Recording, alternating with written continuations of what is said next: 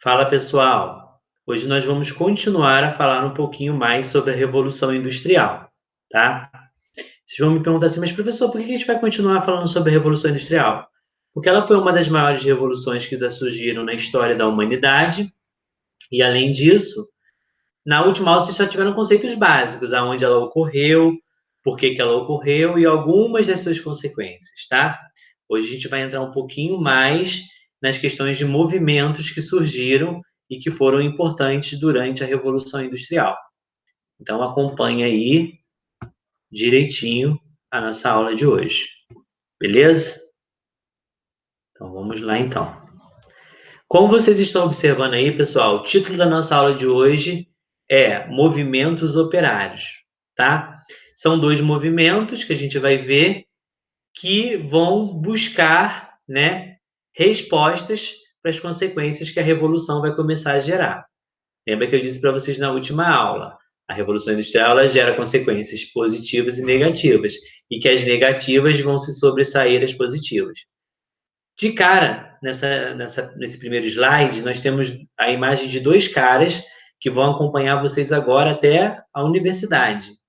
São caras que vão fazer estudos, né, sobre as consequências da Revolução Industrial, né, que é o Karl Marx e o Frederico Engels, né? E eles vão ver, vão estudar e vão falar para a gente o seguinte, que quando surgiu a máquina a vapor, o mundo vai vivenciar uma divisão de classes sociais. De um lado, o burguês, que é o dono da fábrica, do outro, o proletariado, que são os trabalhadores dessa fábrica. E vai dizer que existe uma divisão, que o burguês é rico, o proletariado é pobre, e que o burguês explora o proletariado, que nós deveríamos viver numa sociedade igualitária, que é uma das propostas deles, mas aí vocês vão falar sobre isso mais lá para frente, beleza? Só trouxe já as imagens deles, quando vocês visualizarem livros, né? Ah, o professor falou que iam surgir caras na Revolução Industrial que iam acompanhar a gente até a universidade. São esses caras aí, beleza? Então vamos lá então, pessoal.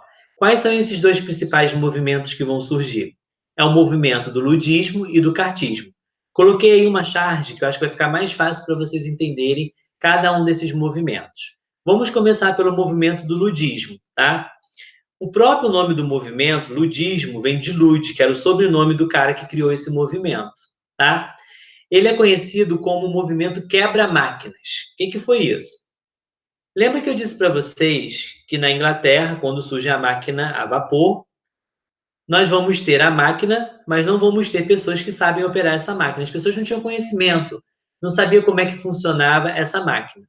Isso vai gerar uma consequência, o aumento do desemprego. Vai ter lá a fábrica, né, com a máquina, mas não tem um operário que saiba mexer nessa máquina. Vendo que o aumento do desemprego está muito grande na Inglaterra, por eles não saberem mexer na máquina, o que eles vão fazer? Eles vão entrar dentro dessa fábrica e vão começar a quebrar a máquina, igual está aparecendo aí na charge, o cara lá, né, com a marretinha dele, quebrando a máquina. E eles vão dizer assim para o burguês, que era o dono da fábrica, olha, nós estamos quebrando a máquina porque a máquina está roubando o nosso emprego. Nós não sabemos operar ela e ela está substituindo o trabalho manual que era feito nas oficinas, né? E nós estamos ficando desempregados, passando fome, não conseguimos pagar os nossos aluguéis e daí por diante. Então, quando falar sobre o movimento ludista, é um movimento de quebra-máquinas.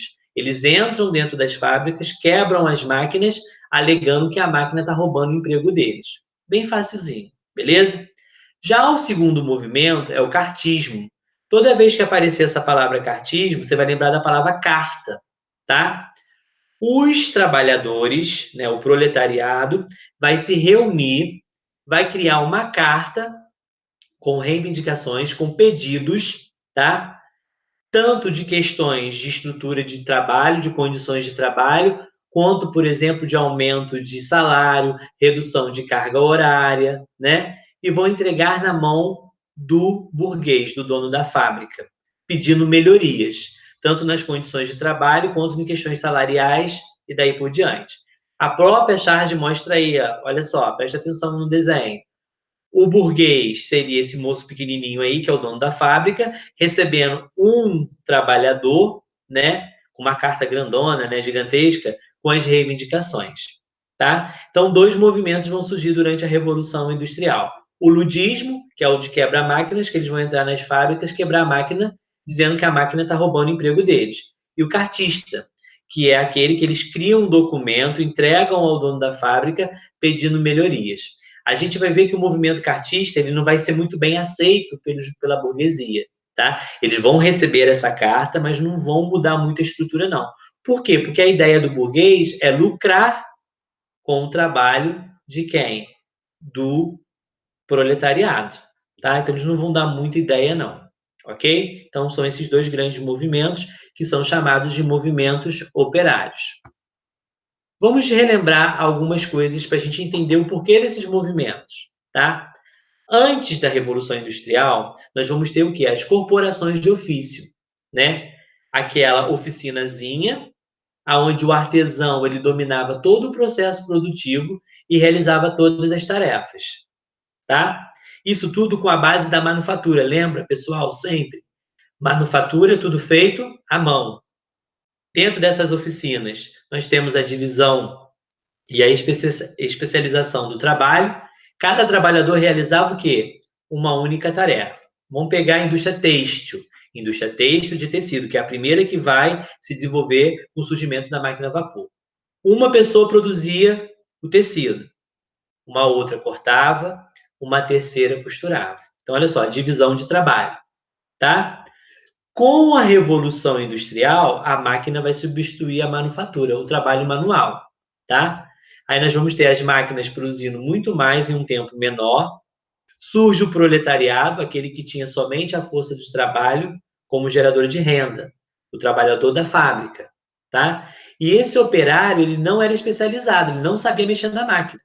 Por isso que vai gerar o movimento ludista. Ele vai quebrar a máquina porque ele não sabe mexer nela, ele vai ficar desempregado. Ele vai dizer que a máquina é o quê? Roubou o seu emprego, tá? Então é todo um sistema.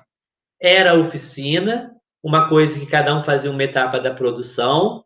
Quando surge a máquina a vapor, muda tudo isso. Uma única pessoa opera a máquina produz muito em um tempo muito pequeno. Isso vai gerar uma consequência negativa, que é o quê? O aumento do desemprego. Mas por que vai gerar esse aumento do desemprego? Porque o trabalhador não sabia operar a máquina. Tinha um emprego, mas ele não sabia mexer na máquina. Beleza? Parecido com o que acontece dentro dos bancos hoje em dia, né? Você tem lá os caixas eletrônicos e muitas pessoas que não sabem operar o caixa eletrônico. Aí ficam enfrentando aquelas filas gigantescas por um atendimento de algo que ele mesmo, se soubesse mexer na máquina, ele poderia ali pagar contas, pegar dinheiro, fazer transferências e daí por diante. Uma outra coisa importante, né, é que a Revolução Industrial ela vai trazer mudanças. Sai um pouquinho desconfigurado aí esse slide. Eu trouxe uma das principais mudanças da Revolução através de uma imagem, né? De uma fábrica poluindo o meio ambiente, né? Então a paisagem sofreu alterações, tá? O meio ambiente vai começar a ficar poluído, né? Os rios vão ser poluídos, o ar vai ser poluído, e isso é uma consequência negativa da Revolução Industrial. Os ruídos, né? As máquinas operando fazem muito barulho, né? E vamos ter também o crescimento das cidades, né? O homem vai começar a sair do campo, vir para a cidade em busca o quê? Desse emprego, tá? É o que eu disse para vocês, pessoal. A Revolução Industrial vai trazer consequências positivas e negativas.